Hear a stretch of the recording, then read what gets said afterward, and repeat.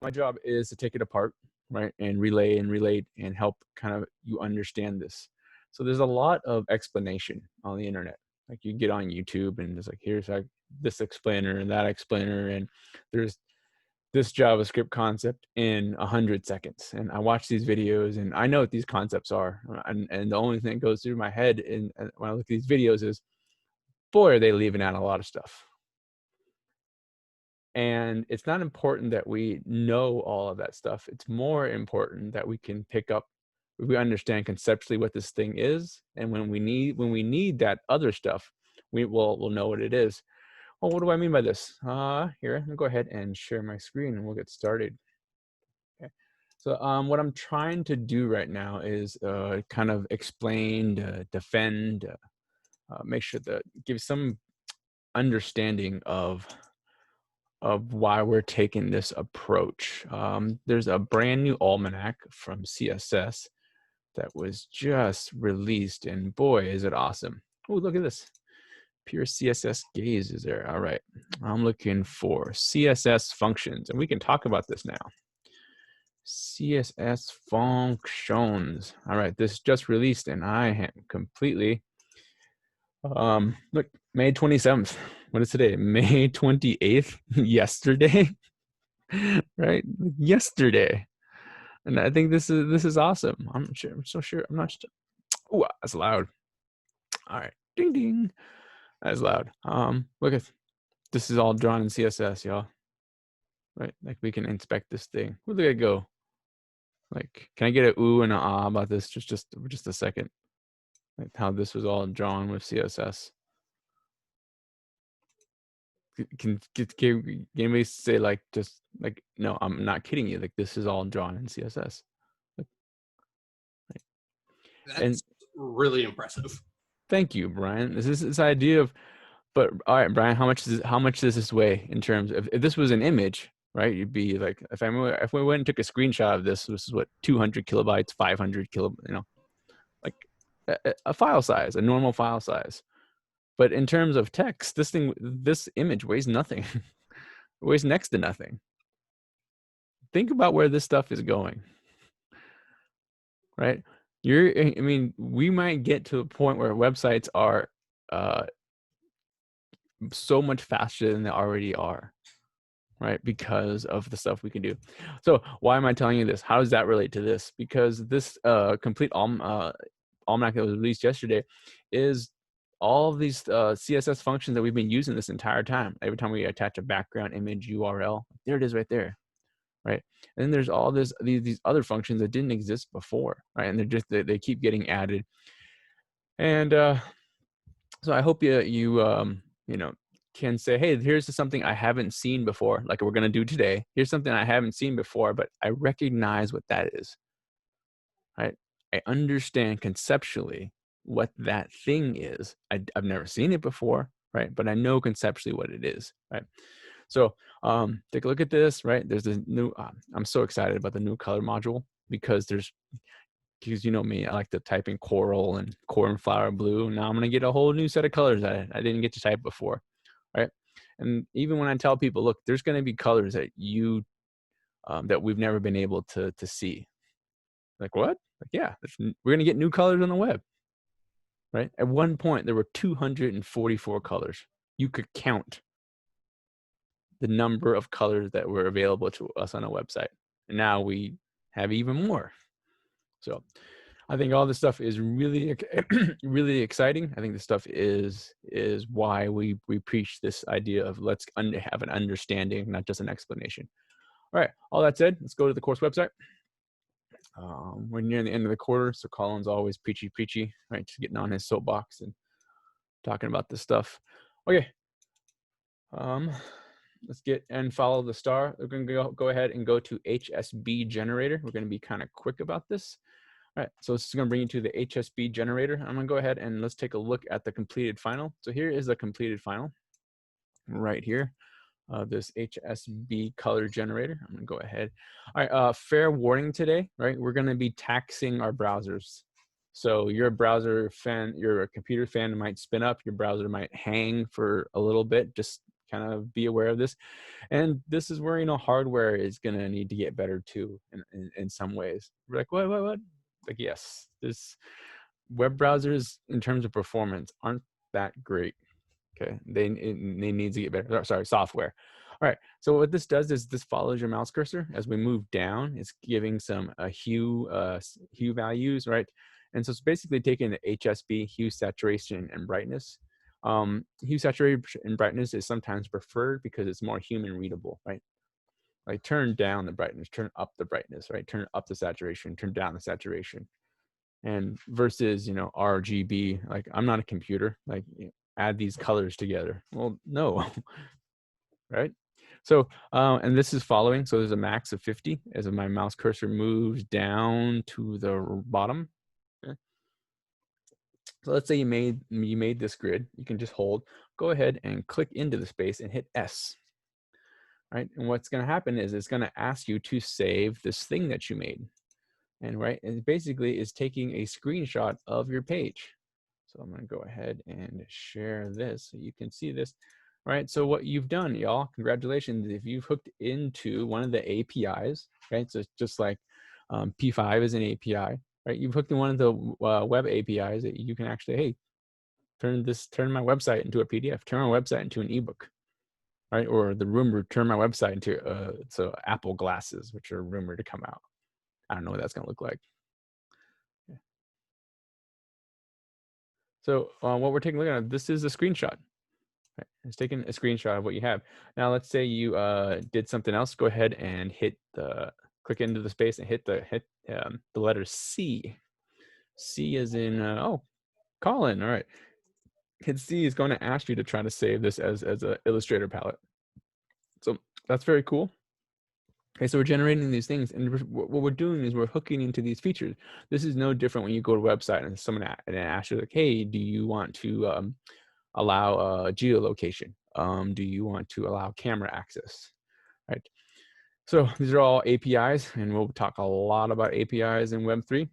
So mouse position X and Y is going to give us the column and rows. Go ahead and click into the space one last time and hit any of your keys there. I'm hitting the key 2. Right now I'm hitting the key number 2 on my keyboard. I'm hitting number 3 on my keyboard. And this is basically just changing the random palette on each of these. Okay.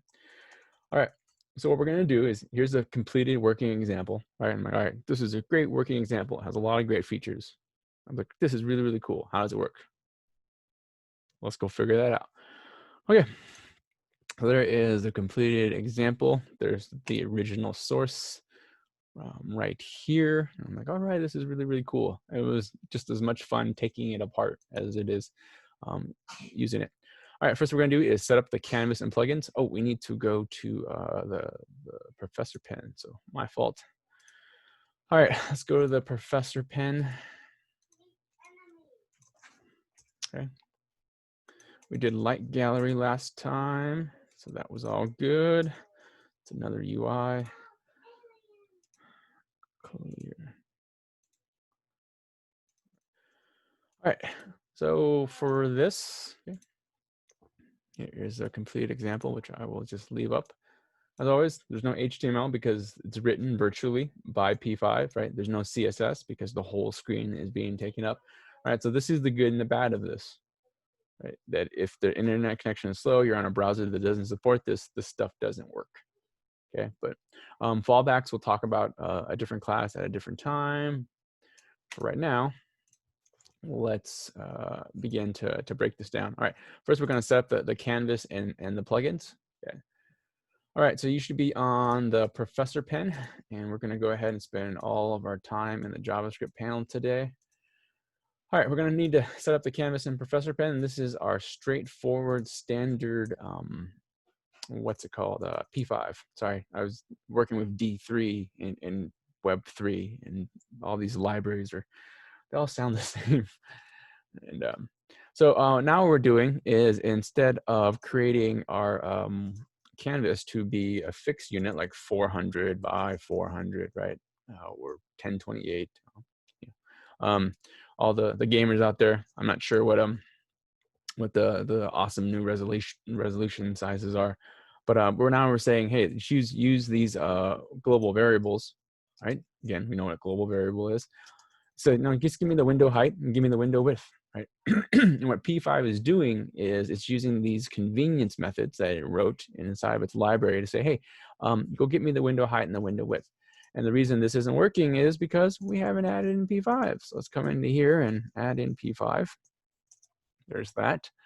And then we need to add in a second bit of JavaScript. And this is that JavaScript that gave us all of the, what is it? It was the saving to the files. And so I'm gonna go ahead and open that up there. All right, so now you're gonna go ahead and copy that URL and just paste it right into there. All right, so essentially we have the library and a plugin for the library. All right, and P5 has lots of plugins, as we see. There's one to access the microphone and geolocation and the camera and all those things. All right, let's go ahead and hit save and close on that. Okay. And a good way to make sure that, yeah, good. All right, with me, so this is 400. And of course, we don't want it to be 400 by 400. We want it to be as big and as tall, or as wide and as tall as the window and the window height and width. All right, that's the easy one. Set up canvas. I don't know why I'm struggling to hit that button. All right, next thing we want to do is set up the HSB color mode. So by default, P5 is using RGB, and all I did was went into P5's reference, okay, and so like, there is an HSB color mode. Oh yeah, there is, right? And it's one of the options. So you have this method, okay, called color mode, and you're just changing it. Okay? Instead of using the default RGB, right, you can go ahead and change the color mode, and you can see the difference here, right? In terms of the colors you get and the gradations of colors. And I don't want to turn this into a color theory class, but there's good reason why these colors look different. Okay, we have additive and subtractive colors, and if you've taken VCD 1 or 2, you have an idea of how color is actually calculated and generated. All right, so we're going to change the color mode because we want it to look different. All right, and if you want more, if you're really going to go nerd and deep dive into why these colors look different, right? There's also HSB, hue, saturation, and brightness. So that's there also. All right, HSL, sorry, hue, saturation, and lightness. All right, so there's that. Different color modes, I reference those. All right, the big thing we need to know, this is a custom object from P5. So if we take a look at this now, so here's our P5 reference. Here is the pen. And so what I did was I went through and I just broke these down into conveniently 10 steps. And so what we're doing is we're changing the color mode to what? All right, HSB. And color mode has 5 arguments. Let's take a look what those arguments are, right? Basically the mode, right? The min and the max of each mode, okay? And that's all we're doing. We're just setting the min and the max of all the H, the S, and the B. All right, good with me there? All right. Okay, so we have that. So then we're going to add line 5 to line 2, right? And then I'll change the color mode. Of course, because we made it red, right? It's not going to be any different. So we need to come into what we're going to do now, okay, is turn on the turn off this stroke. Okay. And then instead of drawing it in the setup function, we're just gonna go ahead and draw it down here. Okay. And this is where we say, hey, background. Okay. All right. So now if this was an RGB color, right, what would happen? Well, you'd get, R is 0, G would be 0, and B would be 100. Or yeah, so you get some shade of blue. And then go ahead and change 100 to 0, right? What we're doing is we're changing the brightness on this. I'll turn the brightness all the way down. It's gonna go to black, and turn the brightness all the way up to 100. But that's how we set these max, okay? And these numbers just work better for you, right? Like go to 360, what's half of 360? 180, right? You can work in increments of that. Go to 50, right? You always know that's half. Go to half of 255. Can you kind of see this kind of the ridiculousness sometimes of RGB or hex, pound FF0. Actually, my friend can actually add hex together, but I can't add hex. So, all right. With me, thumbs, let me know. Mojify. All right, so there's step 2. We're just setting up our canvas to draw. Okay. All right. One of us is with us today. Okay. All right, so that's the step 2 is for this to work, we're going to keep it at color mode, or you can hit spacebar and go check. All right, so there's our color mode. All right, talking too much here on color mode. All right. All right, next thing we need to do is create some variables. Okay, so what we're gonna do is we're gonna store everything inside of an array. So what this isn't gonna work is we're not gonna create 100 variables. We're not gonna create 255 variables or 360 variables. What we wanted to be able to do is create an array, which makes sense.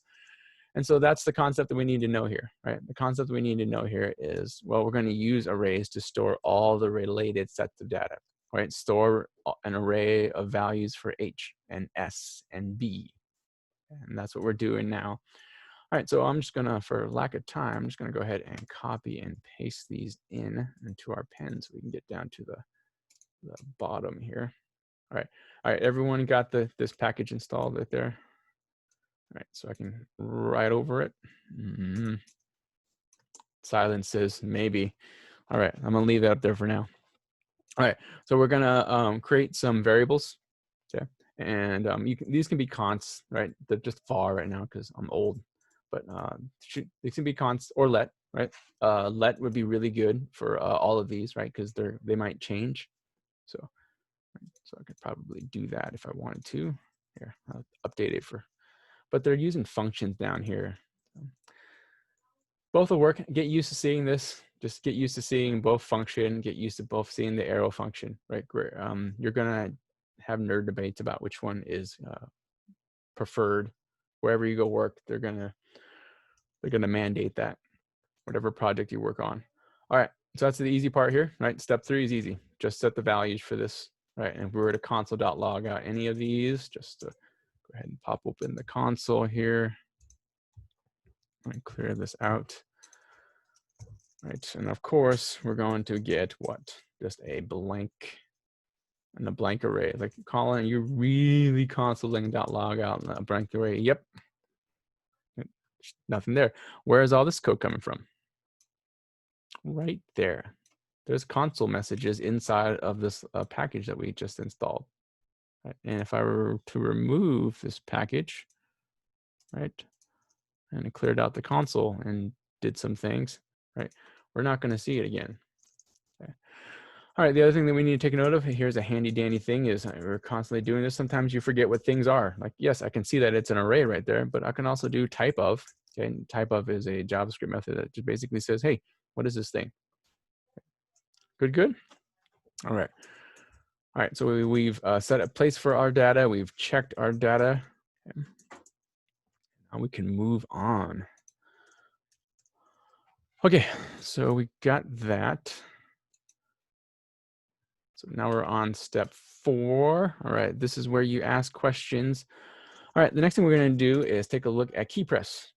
And we've used this in class. It's this idea of, well, when is something going to happen, right? So controlling flow, right? And so what we wanted to be able to do is act on events. And so I referenced the keypress event right here.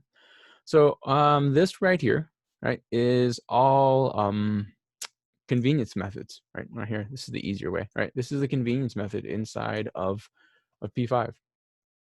If we take out P5 and type in key capital P press JavaScript, so like, I don't know what that is. I don't know what key pressed is, right? I have add event listener. And so one of the common JavaScript conventions is we have to be able to distinguish where everything comes from, right? And you don't have to memorize where things come from. You just need to know where things come from, right? An easy way to do this is just remove P5. And if it says, I don't know, if your console says, I don't know what key press is, that means it came from P5. And that's a good way to know, right? And all this falls into this category of, what did I put down here? Right, and now we're getting to the end of the quarter, this idea of syntactic sugar. Like, we technically don't need P5. Like, we could go ahead and write all this in pure JavaScript. It would look like a mess, right? And it would be this massive file, and it would take a very, very long time, but we could do it, right? And what these libraries are doing is saying like, yeah, let's separate this stuff out. Okay, and this is a concept I need you to hold on to for Web3. It's like, let's break this up into its individual parts, right? Like this module does this, this component does this, right? And that idea is really important, and don't lose that over the summer. Yeah. All right. Also, syntactic sugar is just sometimes people just get lazy and don't want to type stuff. Right. Every programming language wants to control the dollar sign. Right. Like I want the dollar sign to do this. So, all right. So there's the syntactic sugar and convenience methods. That's how we're what number we're on now. So let's go ahead and take a look at that. Oh, where did I get ahead? We're still on KeyPress. We're on 5. Yeah. All right, let's do this one real fast. We did 4 keyboard and mouse events. Oh, yeah. All right, so I'm gonna go ahead and copy this into the professor pen, and we're going to break this down together. All right, so what this is doing right now, this is where your computer fans might start spitting up if you're on a laptop. Here is all we're doing, right, is getting the mouse location, X and Y, okay? And then every time, right, it shows the mouse location that is logs onto the screen. So go ahead and pop open the console. Make sure you can see this right here, okay, that it shows. Right, thank you. Right, and it shows the mouse position, and these are the values that are going to be added to our function that changes our colors. Right, these are the numbers that we're going to be registering in, and so we just simply console.log out those mouse and those X positions. Yeah. All right, the next one is go ahead and hit 1. So go ahead and clear the console and hit the number, hit the number 1, right? And somewhere in your console, to make this easy, we can comment out the mouse logging. Okay, and clear that out. Go ahead and click into the app, hit 1, right? Key 1 was 11. I don't know why. key 1 was pressed. Key 1 was 11. All right. So then if I hit 2, right, nothing's going to happen, right? Because that is as in checked. All right. This right here, if key equals 1, 1 was pressed, that's a convenience method. That is syntactic sugar. Okay. We learned early in the quarter, right, keyboard.info, keycode.info, that doesn't make any sense, right? If I come into here and I type in the 1, really, the computer knows this as 49. And so universally, everybody's got the same key code, right? And spacebar is 32. You're going to see this quite a bit. Because if we don't standardize the key codes on here, right, other languages can't use a keyboard, right? And so really what this is doing here is making convenience methods. And so key P5 says, man, writing all these event listeners is a kind of a pain in the butt. Can we just do this if the key matches this number? So go ahead and change key equals 1 to 9, right? And hit save. And then if I click into this and click 9, right, it still says key 1 was pressed because I'm clicking 9, but if I click on 1, nothing is happening. So that is the key press method. Very, very, very, very useful, right? It really, really shortens the amount of code that you have to write. All right, hang in there. All right, we probably got another 15 minutes. Right, stretch, move, do what you need to. Okay. So that's the keyboard event. All right, and I forget which one is 42. As a nerd, I should know this. All right, so again, right, I'm just typing these keys. I hit the Y button and it's mapped to 89. Right bracket is 219, 221. Okay. All right, so those are all the key codes, and what we don't have to do is not think about the key codes, and so we have syntactic sugar. All right, this is the fun one. We're gonna go ahead and draw and define the grid. So where this gets a little bit complicated is it's taking a loop that is nested inside of another loop. So the first loop draws the X position, right, or the Y position, one of the two, and then it draws the X or the Y. Right. Well, let's actually take a look at it. So I'll stop guessing here. All right, so if we take a look at this, right, this is before it draws anything. Okay, this is just taking the default values, and then if you hover over it, it begins to redraw because it's taking your mouse positions. So if I refresh it, right, and I don't hover over it, and the only reason it has a fixed size right now, y'all, is so you have a space for your mouse to move. That's it. Okay, so you can see this. Otherwise, as soon as you hover over it, it changes. Okay. All right, so it's taking these positions. Right now, it's only drawing the X. Okay, I'm moving through and it's only redrawing the X. And if I move it all the way over right now, okay, and I kept my mouse without it moving it vertically at all, right, the entire square is the canvas is going to be red. Okay, and so it's just reading these mouse positions. Okay, and now it's drawing the Y. And so if we take a look at this, okay, so some of your nerd friends, right, or anybody who's programming, so it's like you can't a nested loop inside of a nested loop. All right, there are better ways to write a nested loop inside of a nested loops. I'm not trying to win nerd cred here. I'm trying to be very declarative about how this is done. Okay. So first it's going to just draw all of go through and draw all of the X, and then go through and draw all of the Y, and just doing this really, really fast, right? And what I was doing on screen there was really, really slow, so we can see what's happening. All right, so let's go ahead and take a look at where this +2 is coming from. All right, whatever you do, don't remove those +2s. Okay, basically you have a thing called subpixels, and if you make it just to be mouse position X and Y, if you have a very high density screen or very accurate mouse, it is going to, right, get to really, really, really, really small numbers. And those really small numbers are going to, as a lot of math for the browser, and your fans are going to be spinning up. And I'm just like, why is my computer freaking out? Right? That's what that is doing. Okay, so it's basically just adding pixels, adding positions so it doesn't spin up. So kludge, right? That's a complete workaround. Okay, if you had a $20,000 Mac Pro, right, you wouldn't have this issue. Okay, don't buy a $20,000 Mac Pro. I'm saying that, please. Okay, please don't say Colin told me to buy a $20,000 computer. That's not what I said. I told you to add +2.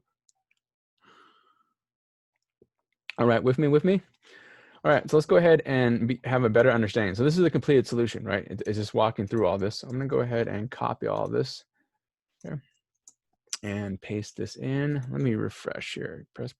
We'll get down to the practice stuff toward the end here. There we go. The next ones are practice. All right, draw nested loops.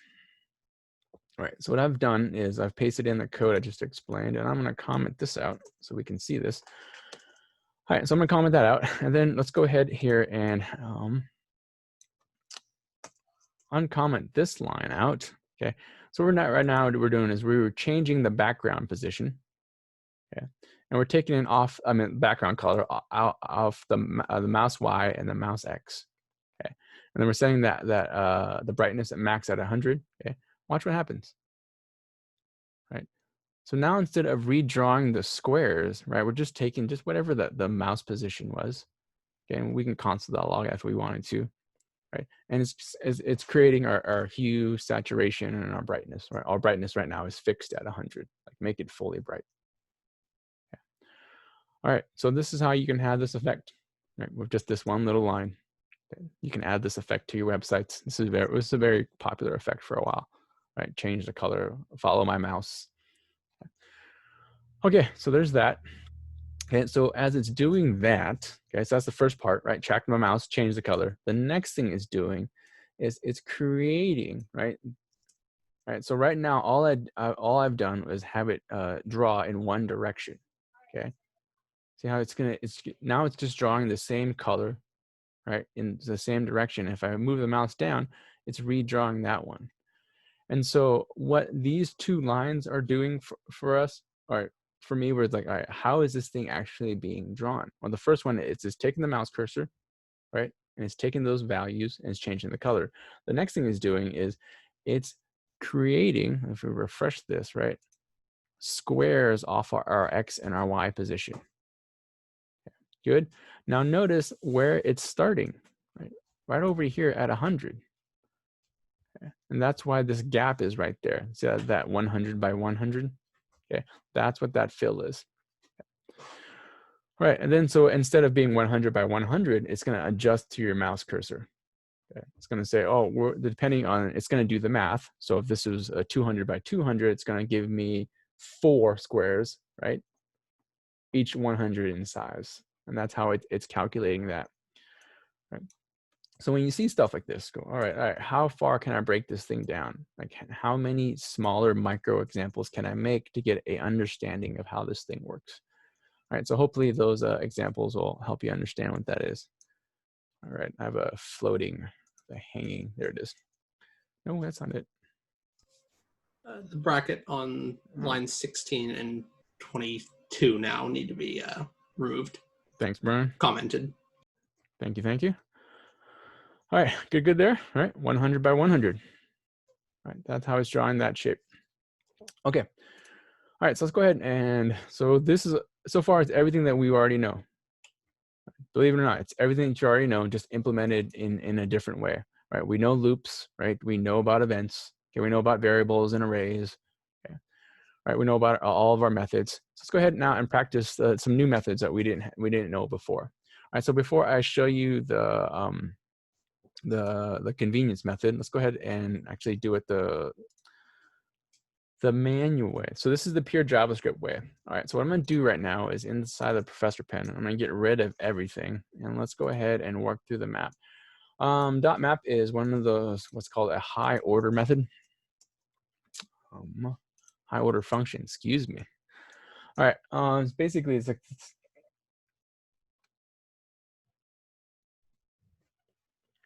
what would be the short version of this? Do these methods allow us to reduce the amount of code that we have to write? Common stuff that we would normally, some of these methods didn't exist before, and one of them was .map, which came in, I believe, ES5, maybe ES6. All right, let's go ahead and take a look at this. All right, so what we want to do is we want to go through this array one index at a time. 1, 2, 3, 4. Right, so we have 4 things. So we have this variable called constant ages.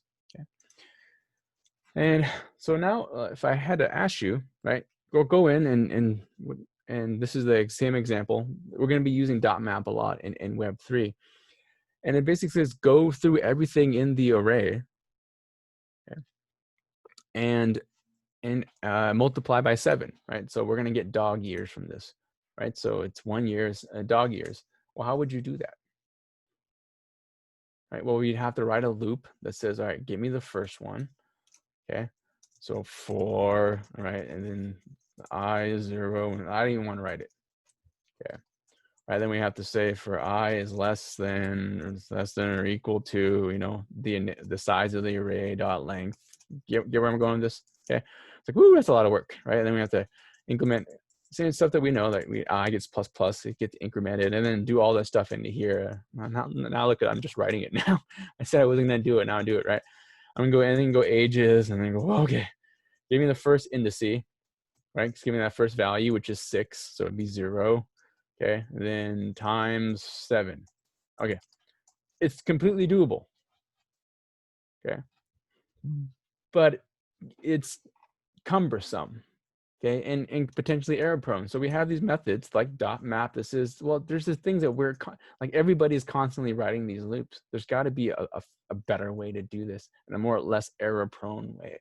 And that's really what I'm talking about right now. All right, so we don't want to do it that way. So this way is even easier, right? Create a new variable.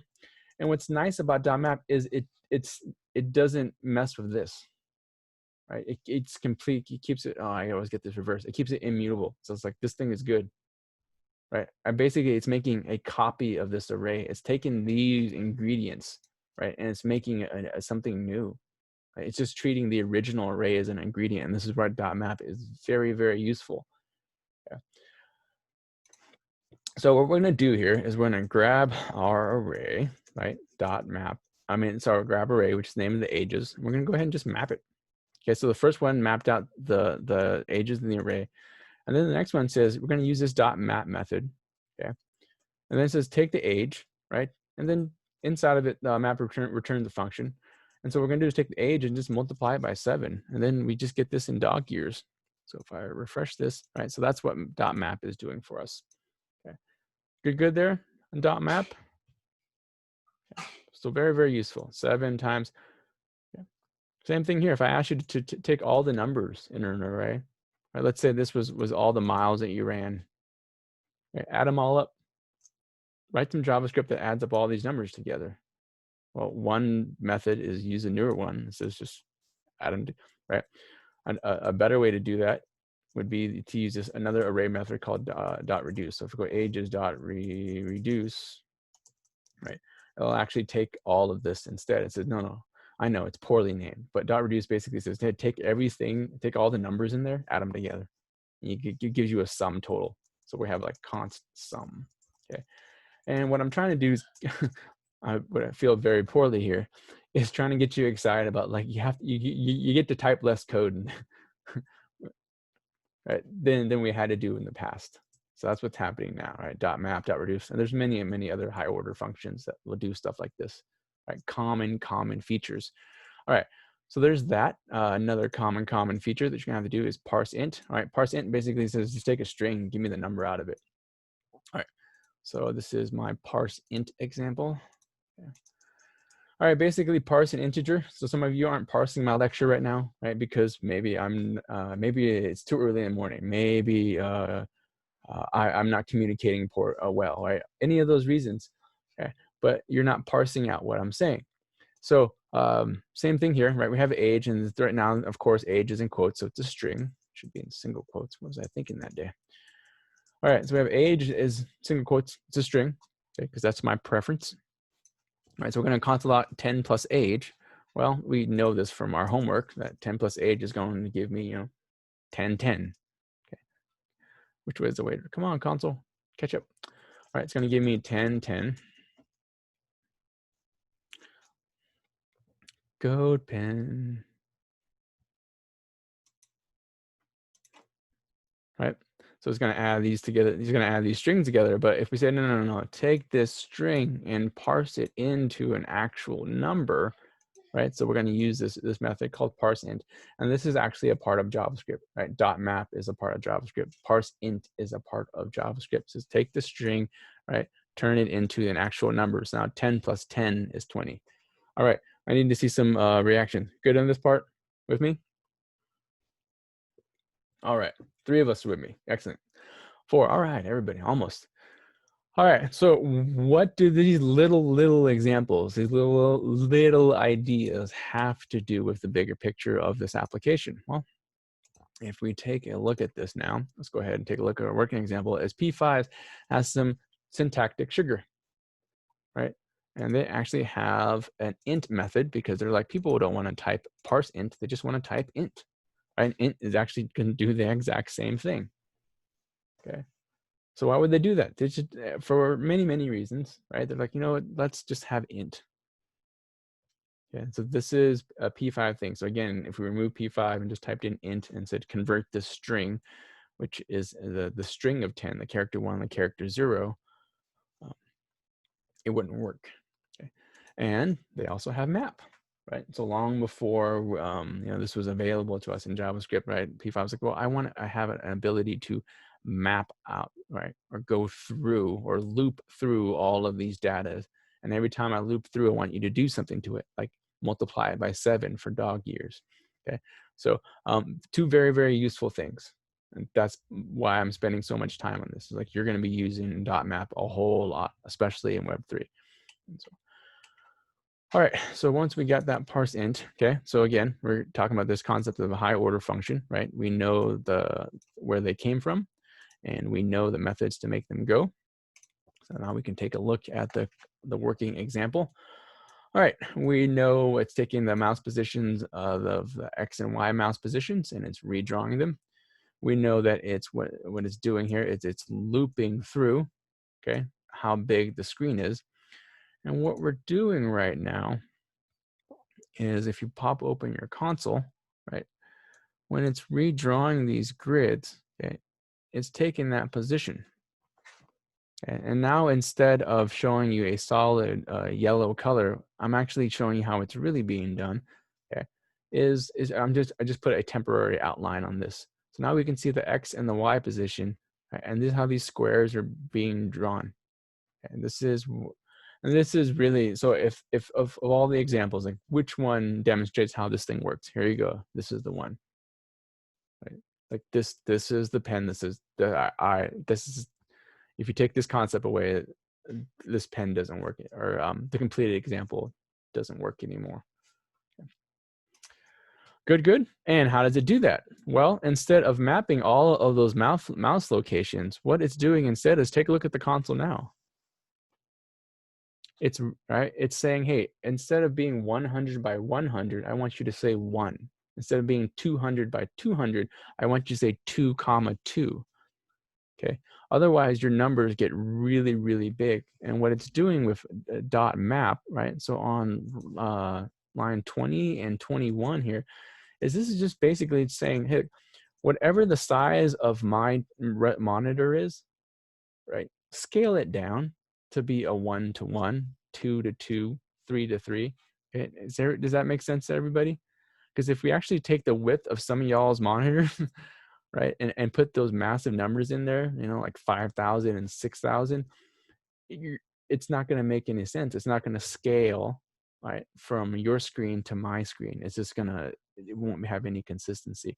And that's what map is doing for us. It's like, no, have this thing make sense, right? So right here, right, there should be 13 rows, right, and 4 columns. I'm sorry, other way around, right? 4 rows and 13 columns. Right here, right, there should be 21 columns and 6 rows. And that's what we're telling the browser, right? Draw me 21 and 6. All right, I knew that one wasn't gonna be that exciting, but now you know. That's how that thing works, right? So take all those big numbers and just remap them. All right, so let's go ahead now. Let's go ahead and take a look at the working grid. And this is what we're learning in Web 1, right? How to be programmatic. Instead of manually storing all these things in, just programmatically map the grid. Okay, so this is 50 by 50, right? And we would take a look at our console if we wanted to. Oh, let me go ahead and copy that in. Almost there.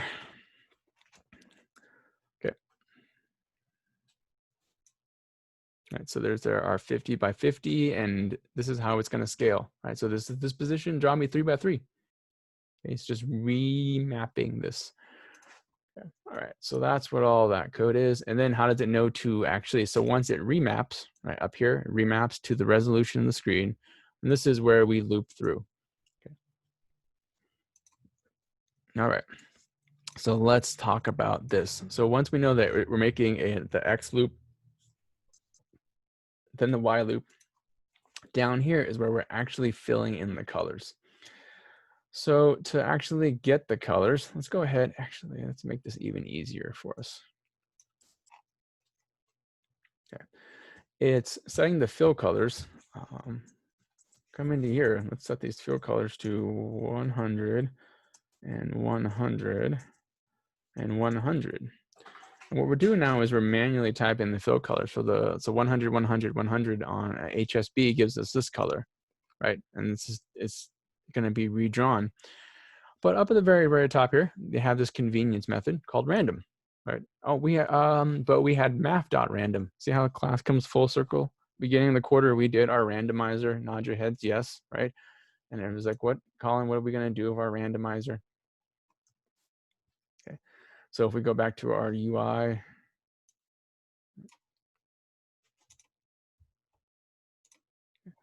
inside of here, remember our randomizer from the beginning of the quarter?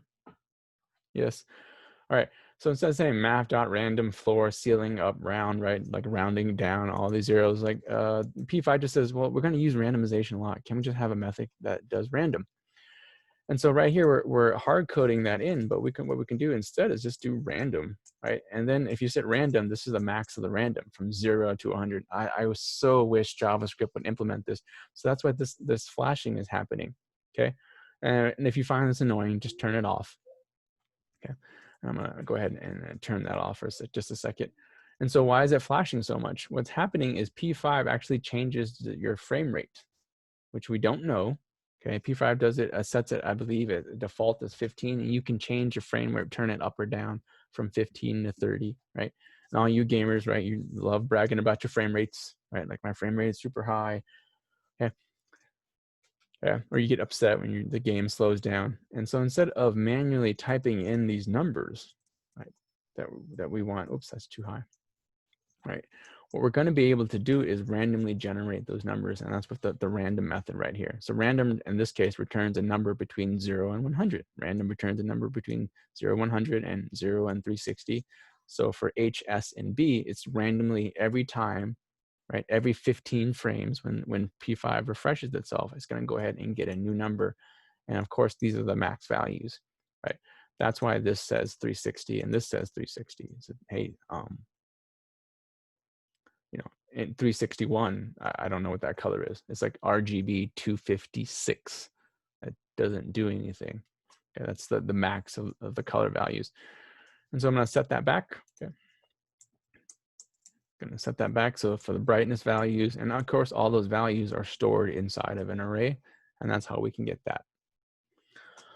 Okay, so there is our working grid. Moving on down. Let's get to 8. We got 8 and 9. All right. All right. So this uses 8 and 9. So we got all the working grids. 8 is just the plugins. Here are all of the plugins. Okay. The first one is a fork of this one right here. Okay. This one is using this plugin called File Saver. I got really excited. I was like, I've never seen this before. I've never seen how I can do this, right? And basically, anytime you have a canvas, and this is what P5, thank you, is drawing for us, is using the canvas element, right? And it's like, oh, if you're generating the canvas element, which we know that it is, because if we inspect this right here, right, there you go. There's the canvas element being drawn, like the HTML. So P5 makes the canvas element that we know. So what's happening is if you're generating this, well, here's a plugin that someone wrote, right? That says, hey, just go ahead and save it. And so this was added to the project, right? And that's the plugin. That one's pretty straightforward, right? Note use of array methods .push and write file from plugin. Oh, let's take a look at those. .push, where is .push? Oh, all right. So first off, all right, there's a array method that you came across your homework, right? Called .push, right? There's push and pop. So from your homework, which one puts something into an array? Push or pop? Into an array. Push. This is from your homework. It's push. Anonymous student says push in, pop out, right? So we're pushing in data into our array. We're popping out data from our array. Okay. And so, well, how do we know that? Right? What does this have to do? Well, take a look at the next pen. This will make sense. This one is write file. This is from that plugin I just showed you. Okay. So basically it says take everything that we just generated, okay, write a file and add in the timestamp. So what does this have to do with our homework? Well, this right here, okay, is making it so you can save it as, so when I hit the C key, right, add this .ase extension, right? So this is our string manipulation from our homework, right? Concatenating strings. So we're going to add strings and save strings. When we hit the S key up here, so go ahead and hit S, right? And it's going to just try to save a file. Notice all those files have a .png. Where did that come from? It's basically grabbing the time of day and appending .png to it. Okay, so it's going to get to this and it says, give me the time of day, right? And then save it as a .png. So if we save PNG to JPEG, right, do that, and then hit S, it's going to try to save it as a JPEG. Okay. Good. All right, so those are the two things that we need to know from this. All right, so then we have this if, press S, and if C does that. So the number 9, and the second to the last pen here, all it does is it changes the color selection. And then from your homework, we have this idea of a conditional, right? If I press this key, randomly assign the colors. Okay. And so for this one, this is the wash, rinse, and repeat part. Down here toward the bottom, right? So first off, let's make sure that we understand this. This is outside of the setup, right? Because otherwise we don't have a way to select our colors if it's a part of the initial setup. Okay, it's not a part of the original draw, right? So also part of our homework is this idea of order of execution, right? This is outside of what we want, and so this is its own function. And so really, if you think about it, there's only 3 functions to make this thing go. Right, set this up, draw it. Oh, and if I change it on key press, do these things. And so what we're doing here is if key, right, to save it, C key to save it as a Photoshop illustrative palette.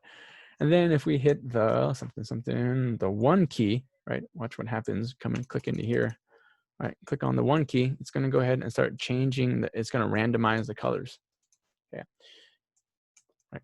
And all it's doing is just saying, hey, rerun random on H, S, and B, right? And push in, right, these new randomized color values. Okay. And so if we wanted this for the number 2, right, to get a different set of values, right, we've just saying change this key value to 2, right, and set a new max and min. And what you're doing is just repeating this, and the complete example just does this all the way to number 9. Okay, so now I'm hitting 2, and it's randomly changing the colors. Okay. All right, and then once you take all of those pieces, right, all those individual pieces, you put them together, then you have step 10, which is the completed final. And what I'm hoping is you can, right, repeat this method for the P5 part. Why can't I remember P5? All right, so what for the other project that you're doing here is going to go to P5, and this is a fun one. So you can go to CodePen. You can go to the link I showed you, or you can go to P5 itself and take a look at these examples. All right, so let's say you want to do something with the particle system, right? Like, I really like what this is. I don't know what this is. I've never seen it before, right? And so the first thing you do is going to give me the original URL, right? Give me the original URL of a pen, of an example, and then make your CodePen pen, fork it, and then modify it. And by being able to modify it, right, and it'll force you to try to understand how it works. And by trying to understand how it works, right, we can apply what we've done with our textbook, which is essentially Codecademy. Good there. All right. Sorry for the extra long lecture, but I think we made it through. I knew this one's gonna be long because this basically takes all of our concepts from our homework and just apply them. All right. If there's nothing else, anything else? Have a good day.